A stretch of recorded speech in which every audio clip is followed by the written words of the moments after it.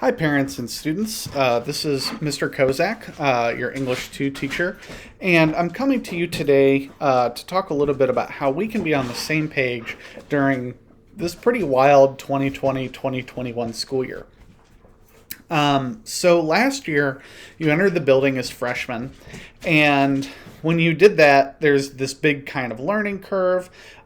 You're trying to get used to how high school works. You're trying to get used to some of the traditions, some of the things that have kind of made it for your maybe older siblings, and kind of cemented Afton as a really important place in a lot of people's lives. And then we got derailed. And so wherever you were come March, we want to try to understand exactly where you're coming to us now. And we want to build on those skills, those basic skills of reading, writing, and discussion. Those are the three big corners of communication that we try to discuss in English 2. But our task is a little different. Now that you have a better understanding of what high school looks like and you have a better understanding of yourself as a student, now we have to start thinking about, well, what comes next? And so for us, we think about in 3 years from now, you'll have graduated from high school, and you're on to the next phase of your life. And I know parents, 3 years for you sounds like no time at all, and students, 3 years for you sounds like forever. And so what we want to do as parents and educators is prepare students for that next step in their life, whether that is college, whether it's going to a trade school, or whether it's military. We recognize, the adults in the room, how important being a good communicator really is to being a successful adult, no matter what venue you take that into. So when we talk about these three pillars, that's at the forefront. Like, what skills do you need to develop during this year to make you ready for not only the next course loads, but certainly the next big part of your life, which is happening sooner than you think. So let's start with something as fundamental as reading. Reading is a big part of this course. Typically, we spend about 1 day for every 5 focused on independent reading.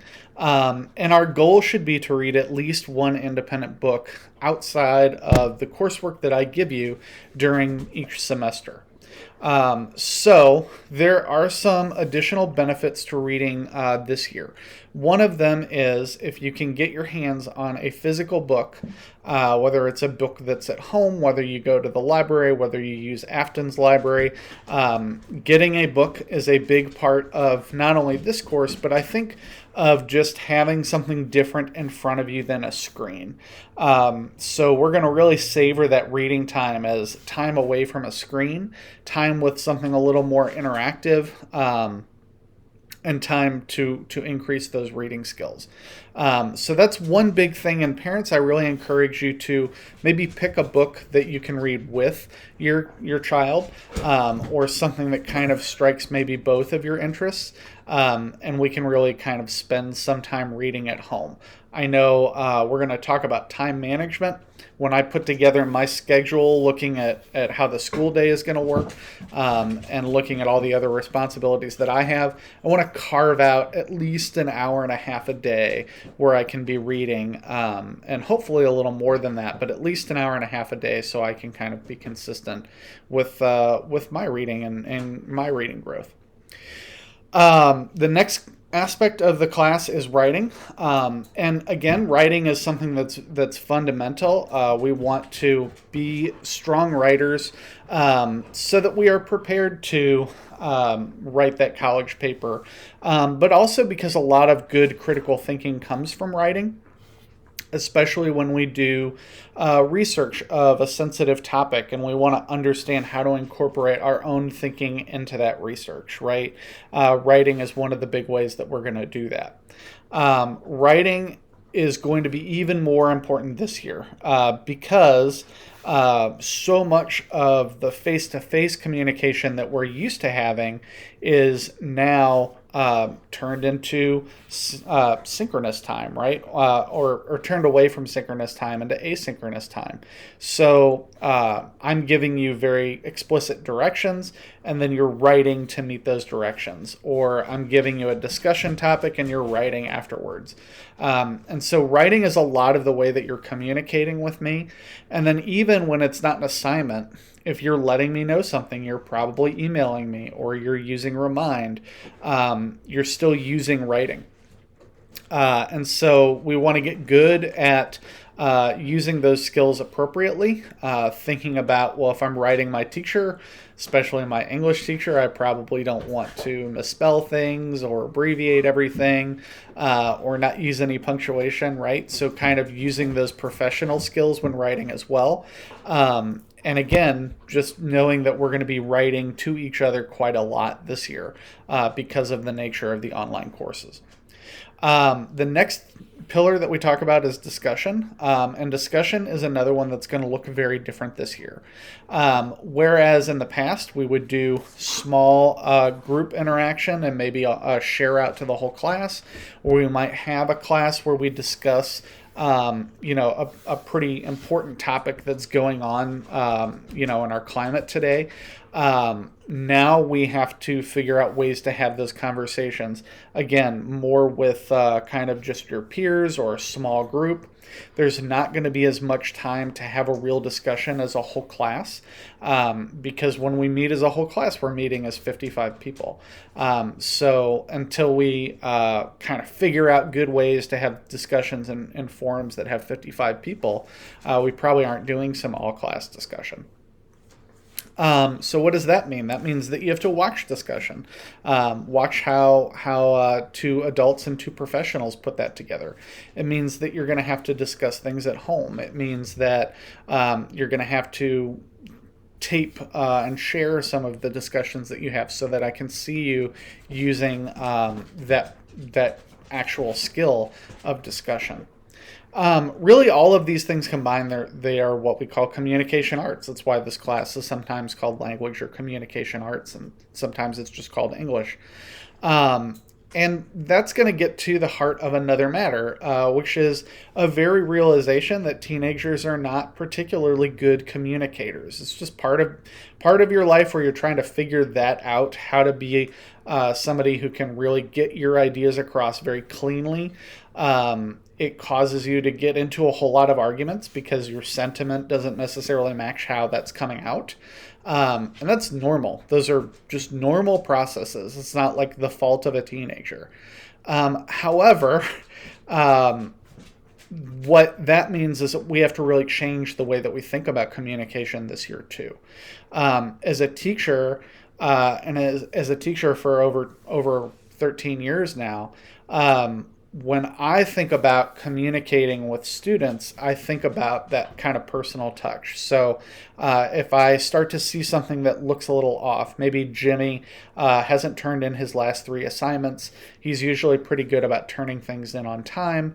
And I go, I just noticed that. Well, okay, tomorrow in class, I know I have X, Y, and Z going on. I'm going to have students get into groups and do this discussion. That's going to be my time to pull Jimmy into the hallway and see what's going on with him. Well, I can't do that this year. That's a major tool of mine that's been taken away. And so what that really means is that I probably have to email Jimmy about the fact that he hasn't done his last 3 assignments. And if I don't want to talk, if I'm Jimmy and I don't want to talk to Mr. Kozak about my missing assignments, I'm just not going to respond to that email. And so that's where the communication becomes something that parents and students and the teacher really has to have a good handle on those things at the same time. So in this case, it means that I'm going to email Jimmy, but I'm also going to email or call home and say, hey, I'm noticing something. Is there something going on, right? And so again, like the students who are a little more forward with me and making sure that we have that communication, it saves them from that call home. I think the other end of that is parents, like usually a call home means a really bad thing. And this year it's just going to mean like, hey, I'm checking in.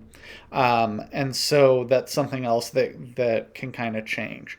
The other thing I want to make parents aware of is even though I kind of have in my mind how I'm going to make initial contact with parents at the beginning of the school year, I do have 110 students. And so even the kind of calling 10 homes a day is going to take me, 2 weeks to get through all of that.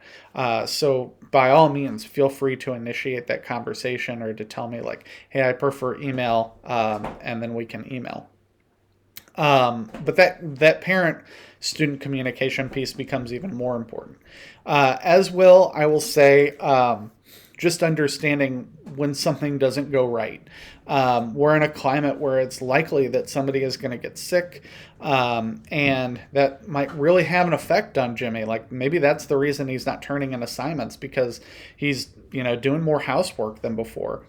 Well, if I know that before things kind of heat up, if I know somebody is sick and he's taking on extra responsibilities, then I can kind of be a part of the solution that works with Jimmy to make sure that he's accomplishing everything that we want him to accomplish. It's much easier for me to be involved in the early end of a problem than kind of 2 weeks down the line where I find out like, oh, he's been doing this for 2 weeks and I've been part of the problem. I've been part of the stress because I just keep giving him the same work all the time. So just kind of rethinking how we are all talking to each other, how we're communicating, and as adults, being good communicators with that child in mind, and certainly, involving them in all the conversations that we have. That's really, I think, the way forward for us during the 2020-2021 school year. Again, I look forward to this adventure with all of you. It's going to be a really interesting school year, and I'm looking forward to getting to know all of you.